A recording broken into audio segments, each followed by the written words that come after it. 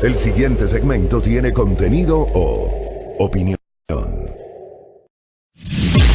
La entrevista en A Primera Hora. Analizamos los hechos del momento junto a sus protagonistas.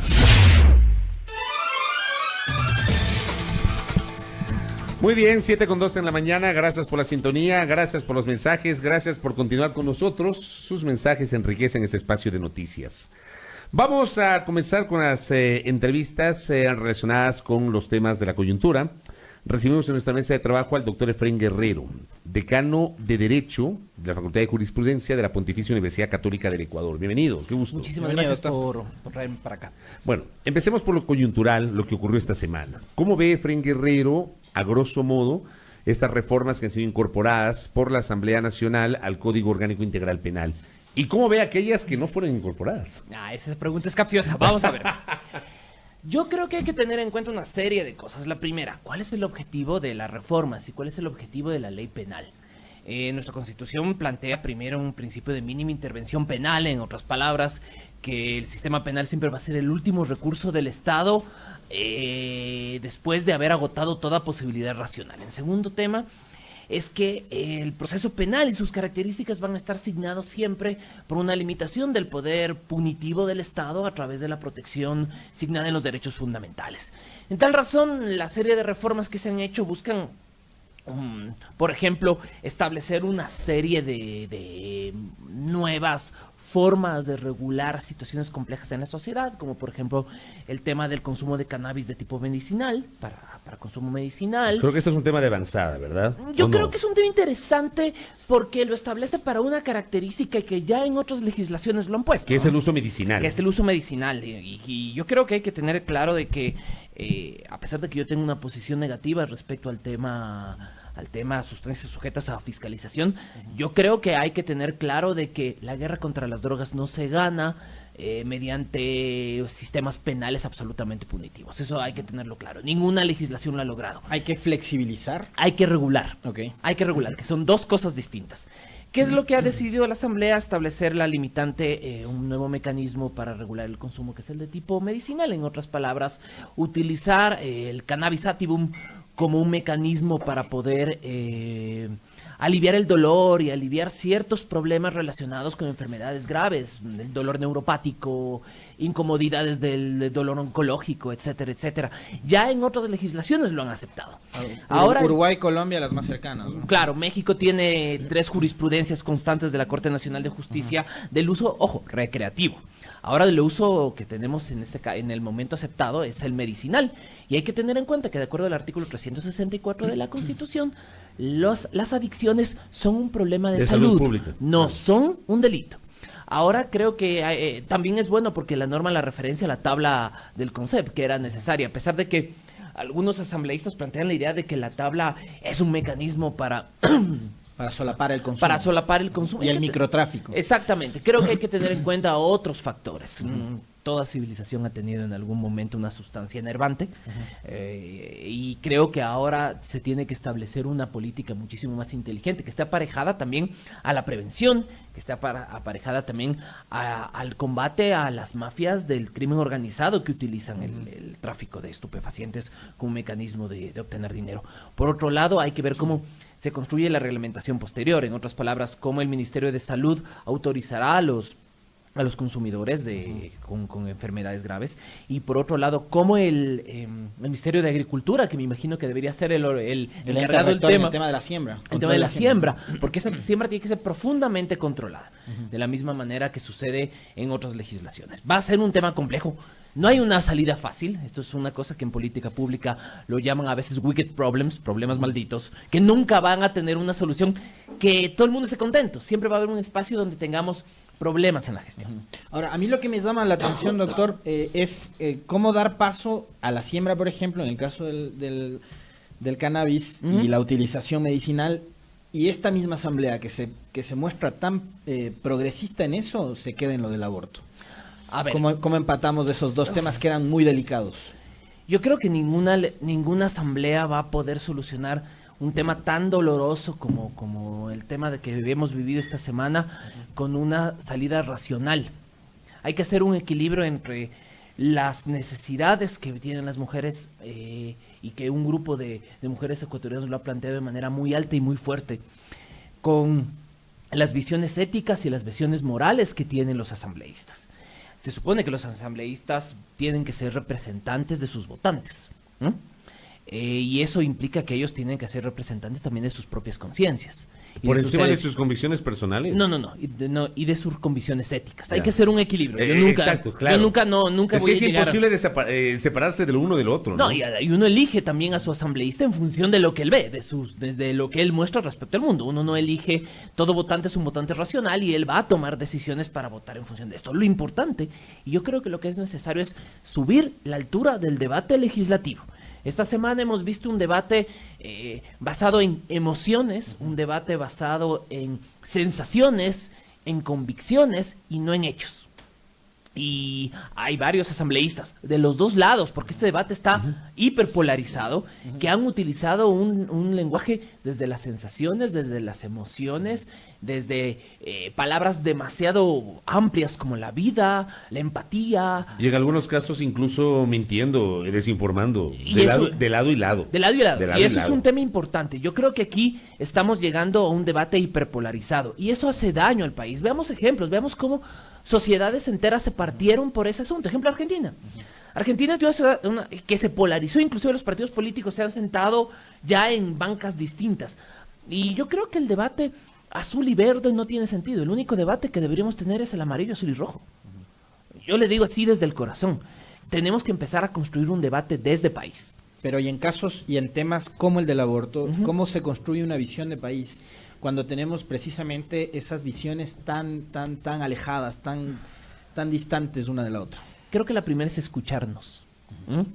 A la salida de la asamblea, o el día del debate, yo tenía amigos en ambos lados, y con sus posiciones absolutamente válidas.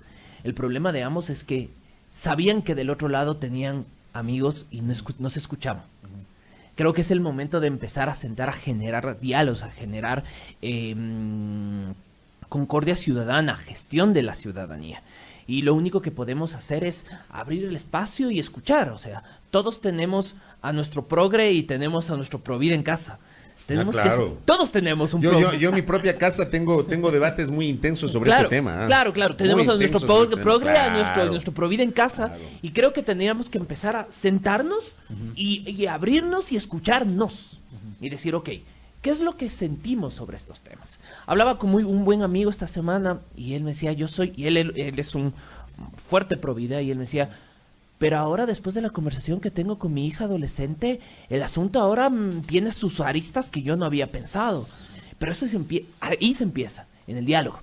Si nosotros nos sentamos únicamente en el debate ultrapolarizado en el cual nos lanzamos rayos y centellas, no vamos a llegar en un momento a poder controlar una realidad. El tema es que se perdió una oportunidad, tal vez una oportunidad más potente en 2013 por la situación política del país y por la configuración de esa asamblea de 2013, pero hoy también se pierde otra oportunidad. ¿Habrá una tercera oportunidad? Deberá haber una tercera oportunidad. Estos temas son críticos y cada generación lo pone en palestra. Miren lo que pasó en el caso irlandés. En el caso irlandés sobre el aborto, cada generación, cada 10 años ha habido este debate porque las sociedades empiezan a cambiar. Y yo creo que hay que tener en cuenta que la legislación tiene que adaptarse al momento social y al momento histórico en el cual cada sociedad se construye. Frente a eso tenemos que empezar a generar un diálogo basado en evidencia. Eso es una cosa de los científicos que a veces los abogados nos olvidamos. Hay que generar legislación basada en la evidencia. ¿Qué es lo que está pasando en los hechos objetivos? ¿Cómo esos hechos objetivos están generando daños a bienes jurídicos? ¿Y cómo esos bienes jurídicos tienen que ser regulados, protegidos de alguna manera en el derecho? Vean lo que ha pasado. Somos un país que desde hace 11 años no penamos el consumo de sustancias, por ponerte un ejemplo, y desde hace una semana aquellos que tengan enfermedades graves que generen dolor o afectaciones graves pueden consumir una serie de sustancias que están prohibidas para todos los demás. Empieza a existir adaptaciones a la norma. Por tanto, ningún debate jurídico, a menos que sea absolutamente claro, no está cerrado. todo debate jurídico debe lidiarse y tiene que hacerse. Ahora, por la vía de la técnica parlamentaria y jurídica, le pregunto al doctor Efrén Guerrero si lo que corresponde es, como conversábamos hace un momento con Fabricio, insistir en la vía del veto de parte del Ejecutivo, aunque no está del todo clara también, porque nuestra legislación sigue siendo ambigua en algunos casos. Para unos sí hay posibilidad de que el Ejecutivo vete, a pesar de que no hubo ningún tipo de modificación en el artículo 150, para otros sí hay oportunidad. Lo otro es, como el matrimonio igualitario, ¿podría ser la vía de la Corte Constitucional la que termine resolviendo esto? Qué interesante. A ver, vamos primero con el asunto Corte. La Corte Constitucional, de acuerdo al 429 de la Constitución, es el intérprete máximo de la Constitución. Y de acuerdo al 436, numeral 1, establece una serie de sentencias que son interpretativas erga omnes. Creo que socialmente y por lo menos una parte de la comunidad jurídica, yo incluido, le hemos puesto profunda esperanza a la Corte Constitucional capitaneada por el maestro Hernán Salgado. Creo que están muchos de los mejores juristas del país ahí y creo que son gente sabia y son gente súper ecuánime. Por tanto, cualquier decisión que pase por la Corte será interesante.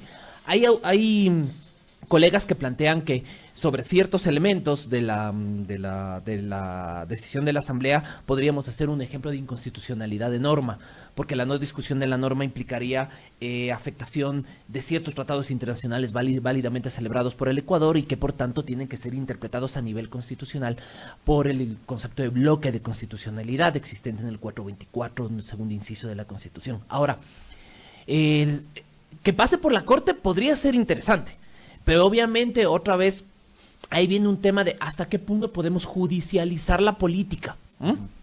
Y eso es importante. O sea, ahorita estamos en el punto más alto de eso. Exactamente. No, a ver, pero pongámonos ya en blanco y negro. Judicializar la política. En otras palabras, ¿se vuelve la arena técnica de la decisión emocional de la Asamblea? O sea, volvemos a la Corte Constitucional, el mecanismo, el gran decisor político, técnico. Como pasó con el tema del matrimonio civil igualitario. Exacto. ¿Estamos dispuestos a eso? ¿No le estamos generando un desgaste innecesario a la Corte Constitucional por esta situación de la Asamblea de no poder discutir más allá de la evidencia, más allá de la sensación y de la percepción? Primera pregunta. Ahora, lo del veto. Tenemos 3 tipos de veto. Veto total, veto parcial, veto por inconstitucionalidad. Ahora, yo pensaría que el presidente de la República es un actor pragmático, como todo presidente. Respeta la separación de poderes, pero igualmente está sujeto a lo que ve alrededor. Y como yo estaba hablando en redes sociales esta semana, probablemente este será uno de los vetos más interesantes, discutidos y polémicos de nuestra vida democrática. Porque el tema del aborto es irrelevante, no lo digo para las mujeres, ojo, es irrelevante en términos del contexto. Tenemos una norma bastante compleja que incluye temas que han sido más discutidos, por ejemplo, el tema de la incautación versus comiso. Exacto. Eso le iba a decir. Incautación versus comiso, consumo de cannabis, esta norma que hubo problemas sobre el abigeato, de que establecía una pena amplísima para caso de abigeato. El tema del control en las fronteras con el tráfico de combustibles, que también Exactamente. generó hay alguna polémica o alguna discrepancia, ¿no? Varias lecturas sobre Exactamente, el tema... a ver, sobre el tema del tráfico de combustibles hay que tener claro que es una norma compleja. Yo he analizado el tema del indulto presidencial y en el caso del indulto, muchos de los casos que el presidente Moreno ha indultado son por el tema de tráfico de combustibles en frontera. Probablemente porque también son actores individuales, ¿no?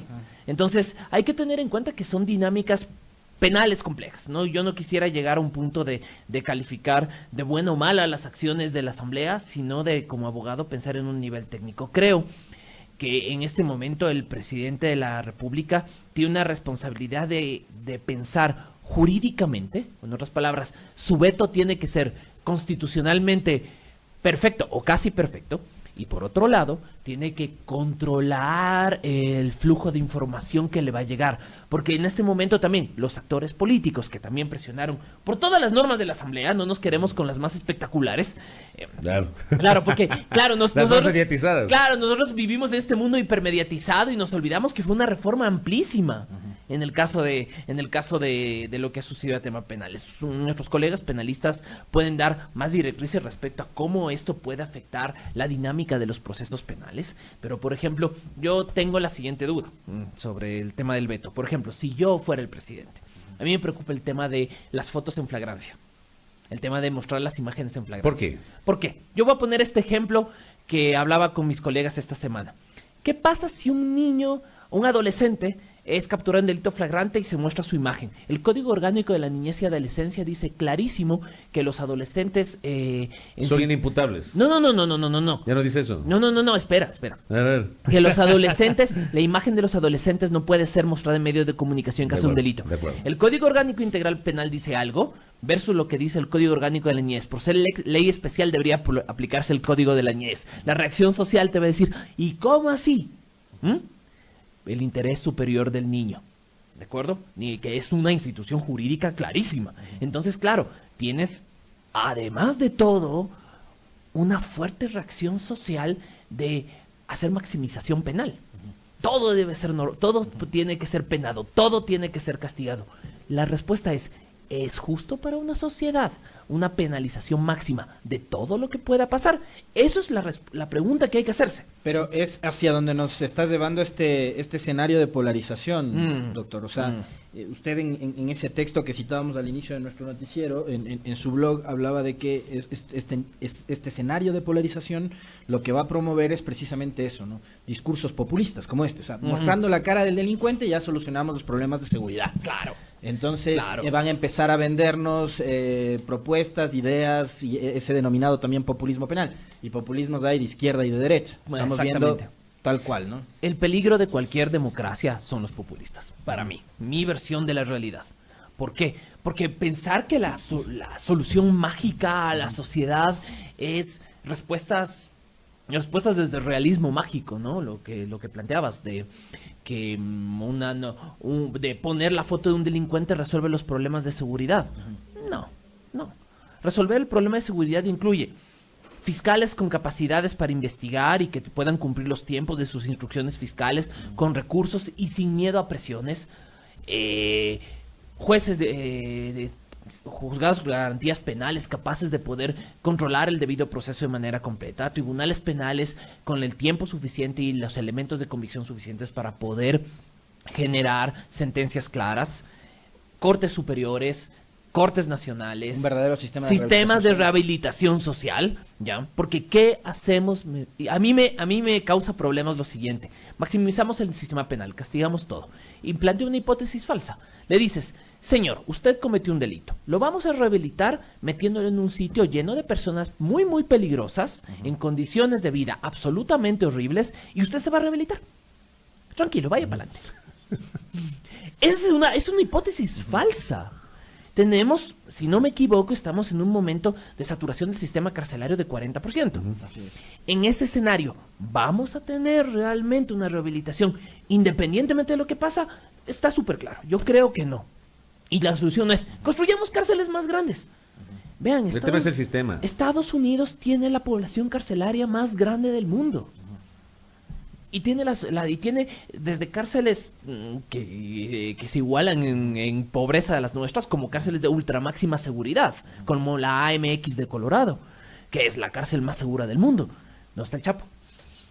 En ese sentido, la pregunta que tenemos que hacernos ¿es necesario tener más cárceles o tenemos que mejorar lo que está pasando fuera de la cárcel para que haya menos personas? Me parece que por ahí va, ¿no? Ayer veía Sí. una nota de un medio de comunicación en donde hasta una empresa de construcción en las afueras de Quito, donde había oferta para 300 plazas de empleo, llegaron 5,000 personas. Entonces entrarán a trabajar esos 300 y a los otros 4,700 les tocará ver qué medio de vida conseguir, pues. Claro, estamos en crisis, no tenemos que negarlo, pero creo que tenemos que pensar en la construcción de una sociedad mucho más basada en el diálogo, porque eso nos va a ayudar a poder salir de los atolladeros legales, morales o éticos que nos ponemos frente a los problemas sociales. Esa es responsabilidad de la clase política, de los gobernantes, de los medios de comunicación, de la academia, de quién nomás. A ver, ¿no? Porque a ver, los políticos se dicen de la A a la Z, se dicen de todo, se insultan a diario. Los medios de comunicación abren los micrófonos para que los políticos se insulten y los periodistas también entran en el mismo juego y seguimos ahí, ¿no? Y digamos, qué rol debe jugar la academia, qué rol deben jugar otras instancias de la sociedad? Creo que lo primero como académicos que tenemos darnos cuenta es que no debemos ser neutrales éticamente. Creo que podemos plantear nuestras posiciones éticas, pero desde el respeto y la aceptación del otro que piensa diferente. La situación de la alteridad implica poder sentarnos con nuestros contrarios éticos y poder debatir, hablar, ¿no? Y debatir. Civilizadamente. Yo tengo, cada semana yo tengo una conversación unos 10, 15 minutos. Yo tengo un muy buen amigo. Se llama Cristian Castañeda. El Cristian es un aceptado y visible y fuerte católico conservador. Y es una persona maravillosa. Y tenemos debates sobre estos temas y conversamos desde la evolución al consumo de drogas, pasando por el aborto y el Estado laico. Y seguimos siendo amigos. Y sabemos nuestra posición respecto al mundo. Y nos aceptamos como somos, como amigos y nos queremos. Eso nos hace mejores personas. ¿Me entienden a dónde voy? El diálogo tiene que llevarnos a ser mejor país, ser mejores personas en el proceso, porque o si no, vamos a terminar volviéndonos un país donde estamos en el diálogo de sordos, ¿ya? Y ese diálogo de sordos va a terminar todos dándonos martillazos en la cabeza cada vez que hay un tema donde la única decisión sea sí o no. A mí me parece, yo me quedo con esa visión.